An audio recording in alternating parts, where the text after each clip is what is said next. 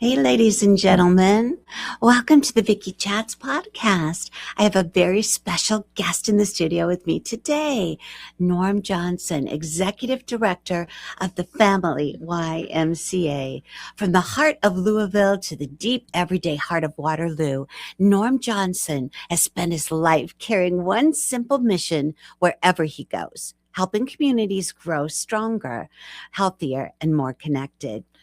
And also, if you've ever walked into the doors of the Y, you felt the culture Norm leads, warm, welcoming, and grounded in genuine care for people. And every third Tuesday at 2 p.m., along with other inspiring leaders from the Y who might want to tag along sometime, Norm Johnson joins us to share stories of impact, celebrate the values of caring, honesty, respect, and responsibility, and highlight how the YMCA strengthens the community from the inside out with roots in Fort Dodge and years of leadership in the Y, the movement in Louisville. Norm brings both perspective and passion to everything he does, especially when it comes to youth, families, wellness, and belonging. So whether we're talking life-changing youth programs, small victories and personal growth, or the quiet heroes who walk through the Y's doors every day, this is your reminder that community is not only alive and well, it's growing stronger right here in Black Hawk County. Welcome, Norm. Thank you so much. I appreciate being here. My pleasure. So tell me, you've lived and worked in several communities. What first drew you personally to the YMCA mission? Well, again, I grew up, growing up in the Y in Fort Dodge from early. We're talking from first grade with swim lessons to being on the swim team and every sports imaginable. It was a big part of our family's life. We would, my brother and I would hop on a bus a couple days a week and go to the Y after school. Our folks were members that would come and take part in multiple activities, and we'd swim together as a family. Nice. It was a hub of activity for really my brother and I and our family and throughout our entire school career in Fort Dodge. So that's a number of things that really kind of aligned with me. And even when I'm getting out of school and I was looking at places to go, I thought, oh, the YMCA. Why did it take me so long to figure that out? It's, I've been a part of it forever. So, exactly. Yeah. I love it. So when you think back to your childhood in Fort Dodge, what early experiences shaped the way you lead today? Well, I think there's a number of things. Certainly educators and coaches from really early on, from elementary to our junior highs to our high schools. Yes. Multiple extracurricular activities. We were avid church members. We grew up in the church and had leadership roles in the church. And, nice. And things outside of sports. I was in a cappella choir. Was in Model UN. Was in debate. So a number of different activities going through. And I think we talked about earlier, scouting was really from Cub Scouts all the way through Boy Scouts into high school. Those were all really strong shaping avenues for me. And it was, I'm just really blessed and thankful that all those, I had those people in my corner to help make me a little stronger of an individual. I love that. So what was the moment you realized community service wasn't just a job for you, but a calling? Yeah, well, I think it may be after I'd been in the Y for a year or two in Des Moines. And, I think it's funny. My father thought it was great that I found a job where I could lift weights at. and my mom says, you were we were a scholarship family. I'm like, what? And so it's one of those things that I think, I'm not sure if Eric and I ever really knew that growing up, but we were. And so that even, it's like funny how that came full circle and to what we do. And, so somebody somewhere helped Eric and I, start swim lessons and playing these activities. Exactly. And do a number of these, all these other things that the YMCA has to offer. So the more involved, and it didn't take long, the more involved I got into the YMCA at a very short period of time, I can't imagine doing anything different. And so there were just so many different capacities in which the YMCA fills. Obviously, health and fitness is a strong driver, and Right. aquatics, and Yes. sports, And sports. and childcare in certain communities and certain Yes. YMCA's. But I think that's the beauty of a YMCA. It meets community needs where the community, where what's lacking in a community. Exactly. So moving from Louisville to Waterloo is a Yeah. big shift, a life shift. What surprised you most about this community? Well, I think there were a number of things. A very progressive community. I think that was very Nice. fresh and great to see. I love the collaborative effort, the opportunity to bring people together, the partnerships. I'm also an ambassador at Grow Cedar Valley, and I was the chair of the Iowa Great Lakes Area Chamber of Commerce. And I've shared this before too. 14 different municipalities. You had two small little chambers, and then you had the umbrella of the Great Lakes Chamber, and then you had a separate tourism. And trying to bring that community together was really a challenge. And to see how much has already been done in this community, and how government works together, how the schools work together, how nonprofits work together. I think that was such a breath of fresh air. And I love it. Again, we never do anything on our own. Recognize that. Of course. And how do we do things together better? Yes. And I just think that's a spirit that I have championed for a long time. And guess what? I'm preaching to the choir here. Right. So that's pretty cool. Yes. So who would you say has been the most influential mentor in your life, Norm? And what lesson from them still guides you? Well, I think certainly my father, Yes. From sports. And when I say that, he allowed us to participate in sports when we took care of everything else. Yes. And I think that was, he grounded in us that sports was an option, but it's not everything we needed to do. And I appreciate that. We were in scouting, and he was a scoutmaster, an assistant scoutmaster. And so we learned so much through those things. Watching him compete in Toastmasters and be a public speaker and do those things all around the state, I think was really pretty cool. Wow. He was in a barbershop choir, barbershop quartets. I love it. Watch him do those things again. We never missed a Sunday, no matter how quiet we were on a Sunday morning, thinking mom and dad might sleep in. Nope. That's so cute. Again, we had a very strong faith upbringing and background, and so all those things that it's without some of those parameters, I could have made worse choices than I had. Of course. So, of course. So anyway, I think without doubt that was he's one of the strongest people that have influenced my life. Oh, that's beautiful. Profoundly so. So when life gets heavy, Norm, how do you personally reset and take care of your own well-being? Yeah. And that's really important.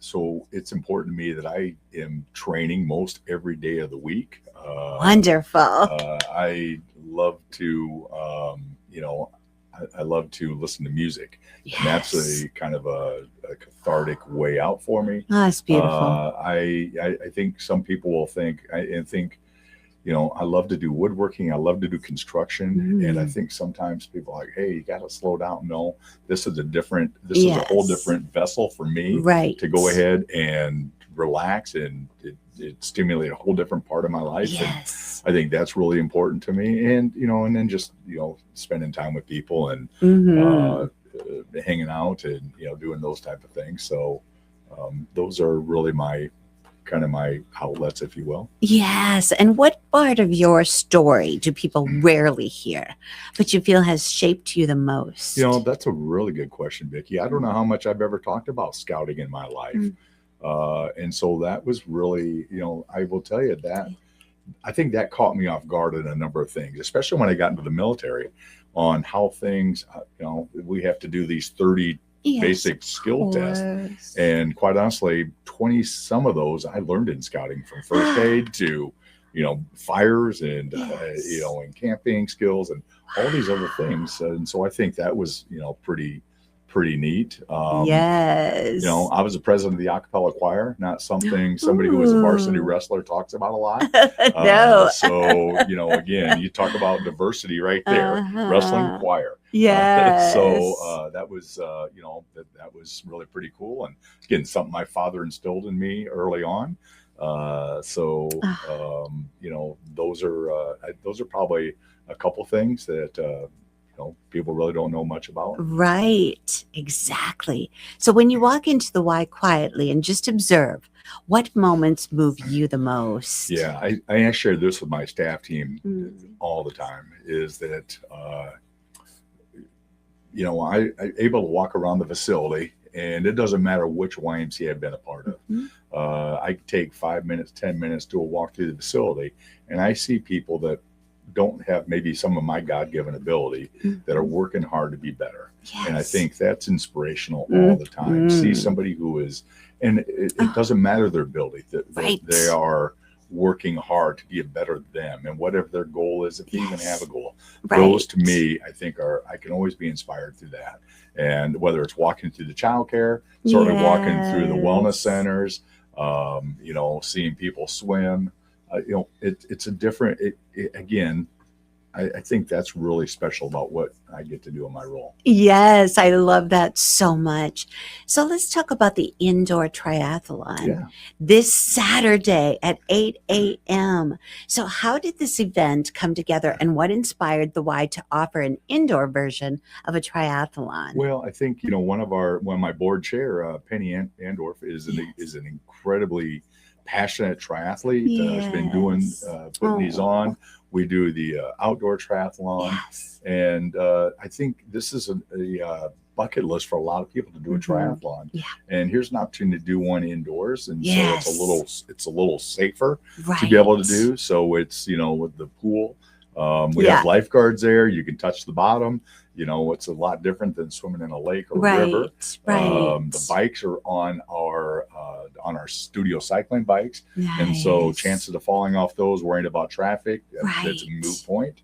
And then you finish up on a treadmill. And again, it's all contained inside. Beautiful. And I think, it's just an opportunity most people in these avenues are competing with themselves. They're not necessarily competing against somebody else. And I think that's kind of a really cool piece about an indoor triathlon also. Oh, I love it. So walk us through the format, if you would, please, for listeners. 10-minute swim, 30-minute bike, and 20-minute run. Right. What makes this structure approachable for people who've never tried a triathlon before? Well, I think, again, that it's a timed event, and you're just going for a specific distance on where you're at. So you're competing against yourself. If you're not a strong swimmer, it's only 10 minutes. Yeah. And that tends to be a little bit more of the fear with people is the swim. And so we make that as easy as we can. Biking for 30 minutes, which means, you can't be going 120 RPMs for 30 minutes, or most people can't. Let's put it that way. Right. So it's again, it's a steady pace as you go through that. And then the same on the treadmill. We'll have people that will probably jog or run for that 20 minutes. We'll also have people that will do a faster walk through that 20 minutes. And so I think they're very comfortable in that environment and what they're able to do. Wow. So this event isn't about distance, it's about time. Why is that such a powerful and inclusive way to introduce people to endurance events? Well, again, I think because there's a final goal that you're reaching on that, right? So hey, 10 minutes and it's it. Doesn't matter how far you've gone, you're done. 30 minutes, you're done. 20 minutes, you're done. And sometimes I have those what I call timed workouts, where we're measuring that performance in there. It is a breath of fresh air versus saying, all right, it's going to be X amount of reps, or this is X amount of distance, or whatever. You know what? And you're done in an hour. And that's, I think it also levels what people would think a little bit of the playing field on that. And hey, we're all doing it at the same time. Right. Now, obviously, we want you to perform at your best and what you can do, Mm-hmm. but it's really kind of a safety net for whether you're a seasoned athlete or beginning athlete doing these type of things. It's the same playing field that you're working on. I'm just curious, can a swimmer pick the stroke, or do they have 100%. Yeah, no, 100%. So if you'd rather backstroke, if you want a breaststroke, if you want to dog paddle fast, whatever you want to do. Yeah. So, most people are going to do the freestyle as they go through that. But if they are 6 or 7 minutes into it and they need to flip over on their back and do a length on the back, they certainly can, and flip back over and go. I love that. So participants get a 10-minute transition between each leg. How does that help beginners feel more confident stepping into something brand new? Well, it gives them two things. It gives them a little chance to rehydrate. Yeah. It gives them a chance to recover. Mm-hmm. Switch into shoes. So they're not doing any of the areas uncomfortably. So if you imagine getting out of a pool and then jumping soaking wet onto a bike, trying to get shoes on. Exactly. My briefs are wet, nothing, nobody wants a rash. No. So nobody wants to wet socks, into that stuff. So, and same on the bike. Hey, you get to switch into something different before I get on the treadmill. Again, rehydrate, maybe do a little more flexibility or stretching or something in there. And then I'm ready to attack the treadmill. So, again, I think it's very gracious. And, if you're a seasoned athlete, you're going to go a little bit harder. If you're a beginner, it kind of gives you a light at the end of the rainbow after each one of those segments. Yes. And who is the perfect person for this event? Oh, gosh, there's no such thing as a perfect person. We know that.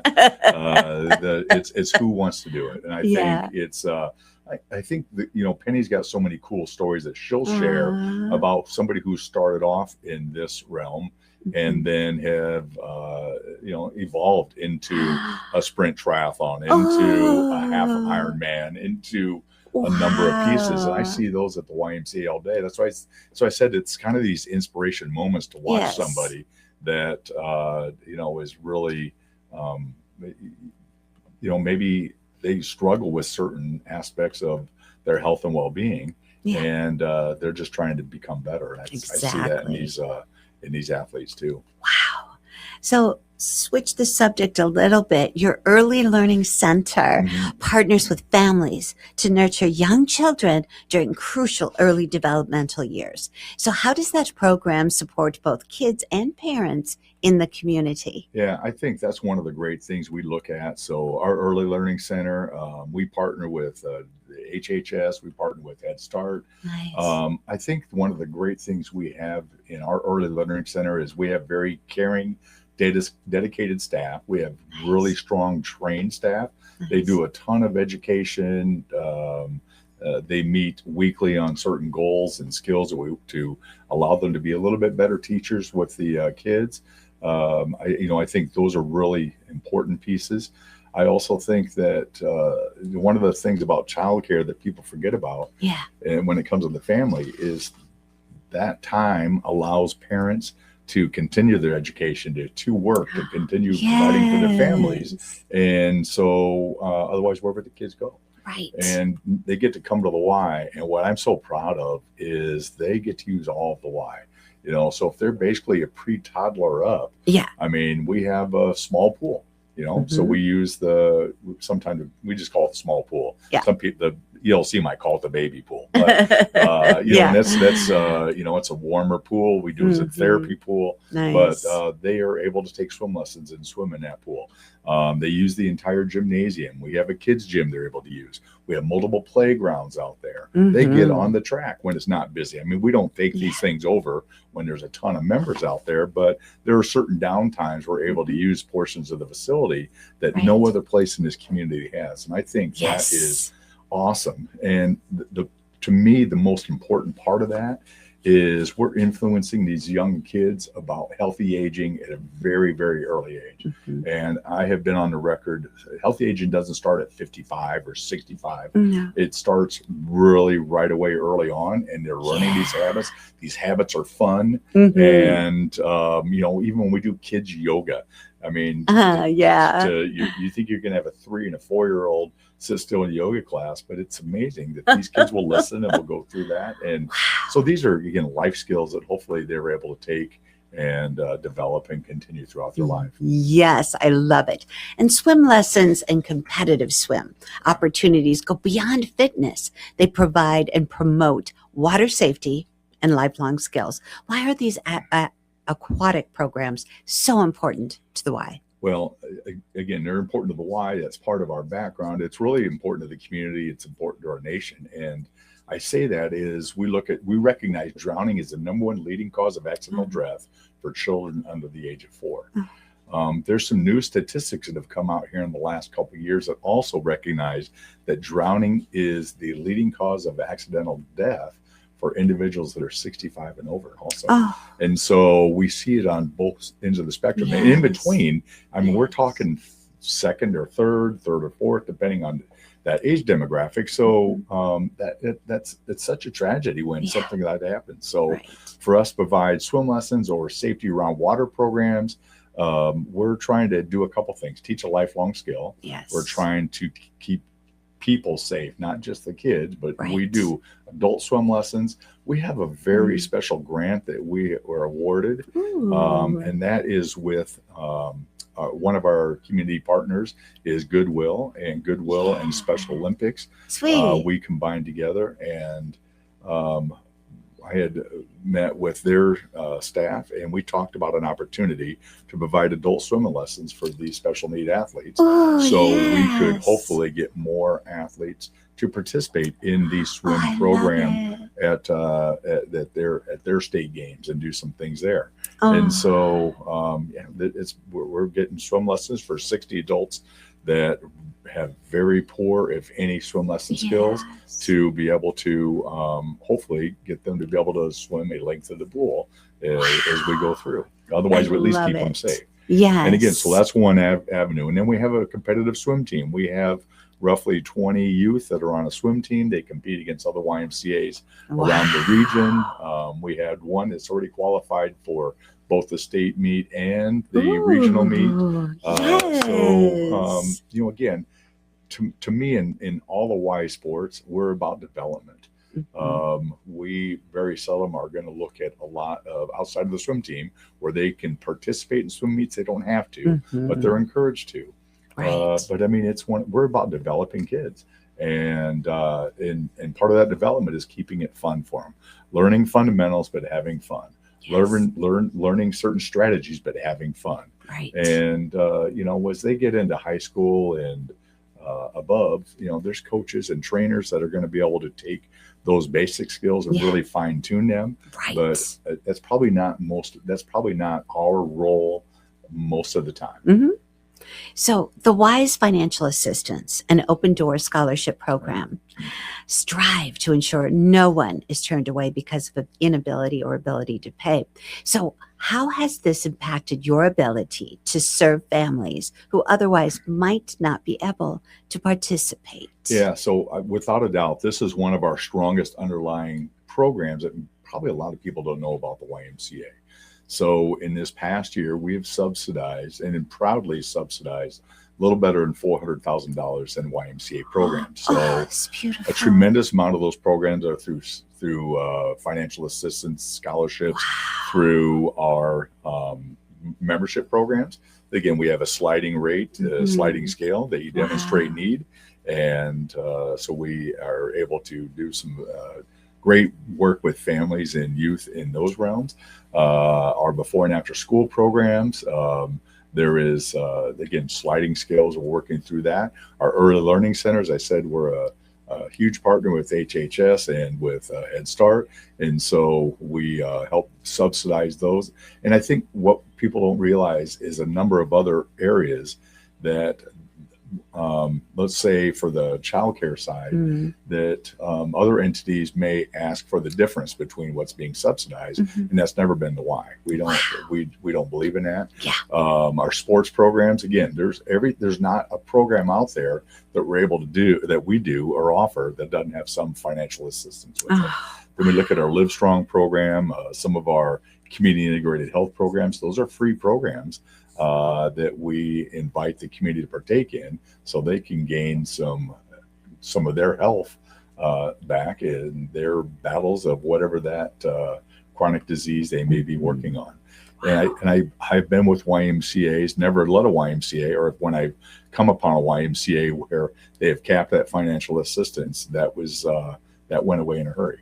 I think, how challenging it would be if all of a sudden we say, hey, in July, we're out of financial assistance and we need to charge fully for everything. That so goes against the mission of the Y. Right. And so yes, while we have to be very mindful as a nonprofit, we still have bills and we have staffing and we have infrastructure and we have facilities that we've got to maintain and take care of and improve. Yes. No different than our staff to maintain and take care of and improve. Those are really important entities on that, but it can't come at the cost of turning people away. Right.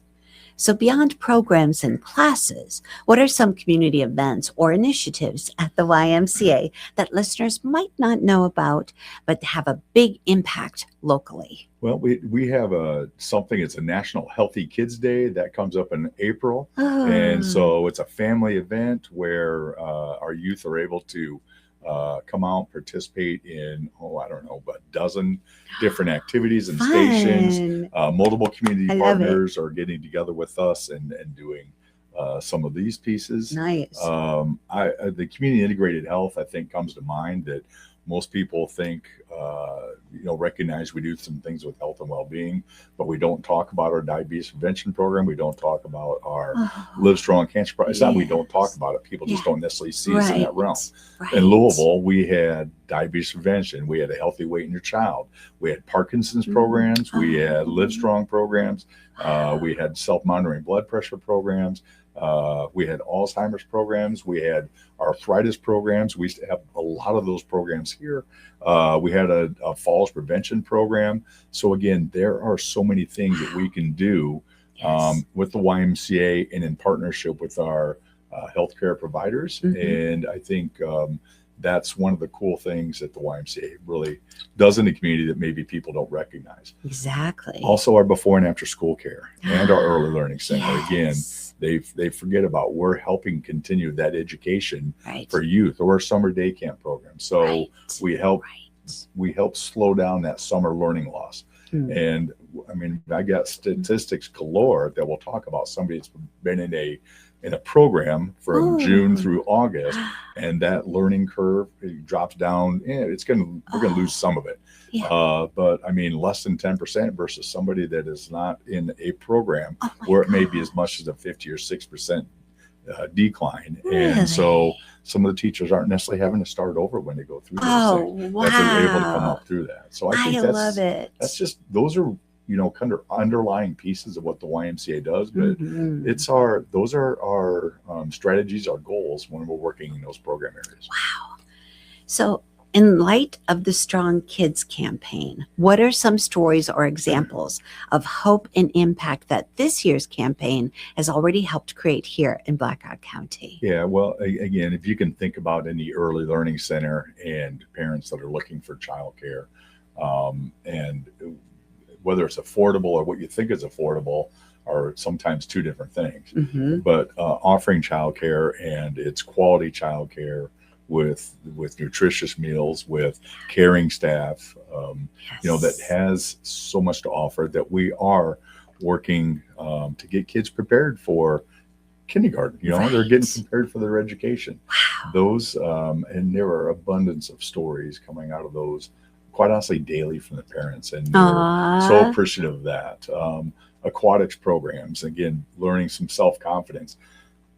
We're really teaching that lifelong skill, and we are hopefully keeping kids safe. Right. The membership, I will tell you, if we can get somebody in their lifelong journey through health and well-being, that's a really important part of what we do.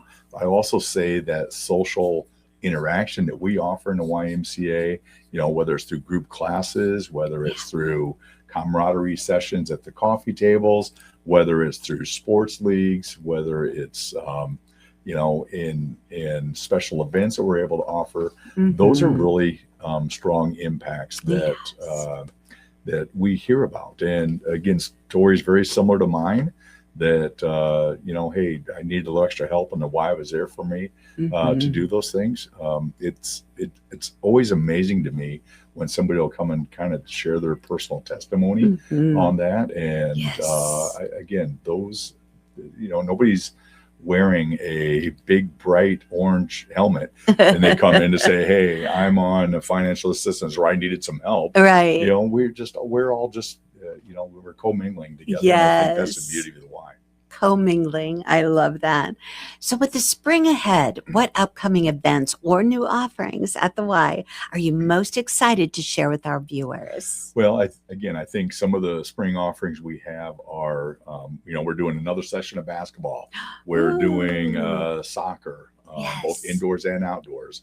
We're getting ready for our before and after, or our summer day camp programs, transitioning to from the before and after school. Those are pretty big pieces of what we do. We'll certainly start talking about the outdoor triathlon, and we'll have some classes set up for those pieces in there. We are doing some facility remodels, so we have a more centered group exercise / educational room / meeting room / room for summer day camps. I mean, we're really, birthday parties. We're doing more of those type of things. So again, to bring more people together. Yes. So those are a lot of the things that we are continue to work on. We're looking at a newer playground for our little kids. So from our pre-toddlers out there that have equipment and playground stuff a little bit more their size and cute. their abilities. And so again, I think that's really important. Oh, I love that. Any closing thoughts, Norm? No, Vicki, we're just, I think, coming back from Louisville with the fourth largest YMCA in the country. Yes. $85 million organization. And then, and I see the impacts it made all across that beautiful community and Southern Indiana and, a very large region through there. But we're doing the same thing here in the Cedar Valley. Yes. And, we're probably the 10th largest Y in Iowa. So, I'm saying it's a totally different vision, or I shouldn't say vision, a totally different look, and maybe what Louisville is. But the down to earth part is we're still doing the same thing. We're impacting people's lives. We're helping them with skills. We're helping them be able to do whatever their life needs for them to do. Yes. And I think that's the throw away the budget sizes, throw away titles and some of those other pieces in there. It's just we're here for our community. We're here for people, and we're trying to get the best and help develop the best from both our staff, our volunteers, and our members. Beautiful. Thank you so much, Norm. Oh, my pleasure. Thank you. I appreciate you always. Yes, it's always so wonderful to have you here. All right, ladies and gentlemen, have a great day. See you at the Y, 669 South Hackett Road in Waterloo, where we have 24-hour access. Sign up for that, all right? Thank you. Okay. Thank you, Norm. Thank you. Appreciate it. Yes, my pleasure.